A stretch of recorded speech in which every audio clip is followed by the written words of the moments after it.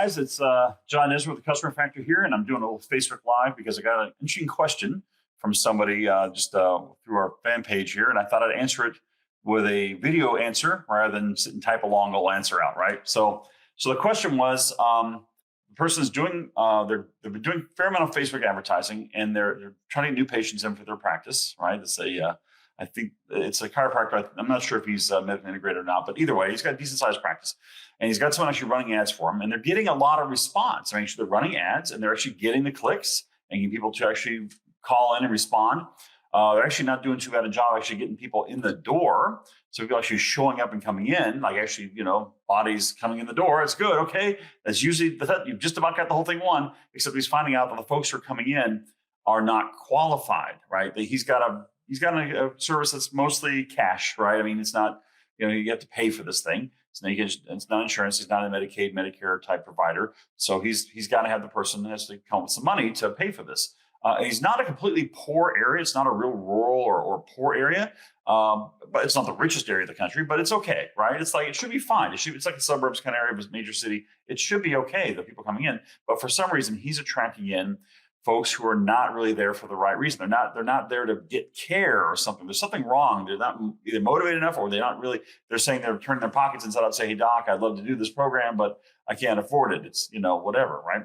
So I thought I thought, well, that's kind of a common problem. Actually, I've heard this many, many times over the years, from people who are working on Facebook marketing and have just this problem. So I thought I'd give you a few quick tips this evening, just to give you an idea of what you might be able to do to adjust the quality. Like what do you do in your Facebook marketing to adjust the quality? And believe me, there are ways to adjust it, just like your knobs and switches on any other kind of machine. You can kind of control it. The first thing you want to do is, and hopefully you're doing this already, is you want to look at who your ideal person is. Who are they? And you kind of do a little mental exercise, like what type of person are they? What kind of cars do they drive? What do they rent? Do they have a house? Do they live in a house or an apartment? Like what kind of, not just where they live, but the type of lifestyle they lead. Are they boaters, for example? If you live near the coast somewhere and have a big lake nearby, are they boaters? Or here's a great one: do they shop at Whole Foods? Do they have their kids in private school or public school? All these different things, which are basically based on income to some degree, right? And what you can do in Facebook is you can look and find out the interests that are available in your area. Can you target people who if you've got a Whole Foods near you, can you target the people who like Whole Foods? They have an interest in Whole Foods, or people have interest in higher end luxury brands, or people who have whatever. Now, granted, I am saying this, I'm giving you the cheat because just because somebody has money doesn't make them an easy close.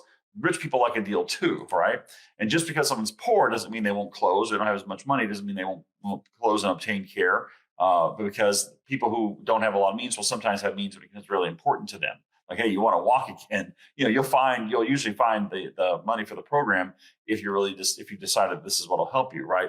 But I'm just saying the general idea is it is easier to get people to accept care who it's less of an obstacle for them, right? And that's unfortunately just a barrier we have in our society now. So obviously, if you can go after them and basically go after the other types of things that are in that lifestyle, right? The type of person, if people are athletic, I tell you, golfers, they've got more money than non-golfers. That's just the standard thing, right? So if you feel more comfortable that you're able to close people because it's a smaller percentage of their overall income, the barrier is less, then that's what you should do. You should also, by the way, if you're having the problem where you're worried about their income level, work on your closing skills too. Work on how real you're making to the patient, how much they're actually realizing how much this affects their life and how much this program will change their life and put them in charge of their own healthcare again.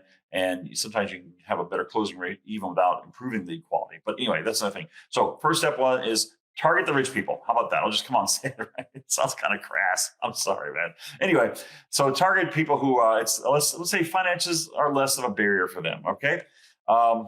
Obviously, you better be using a landing page, not your website. If you're using a landing page, which is basically a customized web page made just for the ads to come to, has no other links going off of it. That's called a landing page. It's also called a squeeze page. Hopefully, you're using those. If not, go get a copy of my book. I'll tell you more about them. Anyhow, the idea is that you want to have on there, say, we're not a Medicaid or Medicare provider. Make sure you put it on there, right? That will let people know who are in that group who have that need. That's their third party payer. And they go, okay, not a free place. I understand. All right. That's just a simple minor screen. It just screens some people out because they know, okay, this is not what it's not like people they don't really aware of the difference between walking into an emergency room and walking to your office. Sometimes they just don't know, right? Another one is, don't make the deal you're offering in your marketing too good. And that's might be what this guy's doing. He's got a really great, it's a first consult with x-rays and adjustment and a 30-minute massage. And it's like this super good deal. It's like this, I think it's like $59 or something, like $49, right? Like unbelievably good deal. And that is great. That will bring in a lot of response. And if you're getting the right response off of that, then fine. But if it's bringing in the guys who are like the Groupon buyers, if you were using Groupon back in the day, if you got a bunch of Groupon folks in there, they're usually there for the free adjustment or the $10 adjustment or some very minor service. And they weren't very loyal as patients. They weren't very motivated for care. They're just there for a freebie and they're out, right? They didn't have a high stick rate. Well, you're running your own little version of Groupon if your deal is too good. Now, it's okay to run a good deal. Like I said, even rich people like a deal. But if your deal is too good, it might be actually bringing in the wrong folks who are looking for the Groupon, the freebie kind of deals, right? Now, the final thing I'll tell you, there's another tactic you can use. This was sort of like, okay, wow, you're really having this problem. It's really severe. It's really difficult for you. No matter what you change, you still can't get the right people in there. And you've worked on your closing, your presentation skills, because that's where a lot of guys fall down. By the way, I want to just tell you this. Most of the time when someone says it's bad leads, it's actually there's something wrong in the closing or presentation process to get the person to accept care. Not always, but very often that's the problem, because I've got many times we've had more than one. We have a client in this location, a client in the location. They're basically getting the same leads, the same program. We're doing the same type of targeting and everything else. And this guy is doing great with it, and this guy's not doing bad. All the leads are bad over here, and the guy closes everybody over here, right? So, and what's different is the guy who's doing really well. He's quite his presentation skills are very, very good. He's got it really nailed down, so people really see the value and see how it's going to change their lives. And he gets them closed that way. Where the other guy doesn't do so well, or he maybe has somebody else doing it for him, and they're not very good. He never makes them, gives them scripting or whatever has to be done. Never figures out what happened, what happens, right? So that's a big thing. But anyway, the last thing I promise you one more thing. And sorry, this little dissembled conversation here because I'm doing it off the cuff. But the last thing is, if the worst case scenario is don't do the free consultation, make it paid, right? Make them pay for the consultation. I'm not a huge fan of making them pay on the phone before they make the appointment. That's really steep. But just let them know, hey, for the consultation or you don't that really super good deal, drop things off the deal. Like don't throw the massage in. Say just hey, consultation $49, $99, something like that. If someone is motivated for care and they pay the $99, you're pretty much for sure got someone coming in. But the trick is, does that get enough response for you? It's always going to be more response, less quality.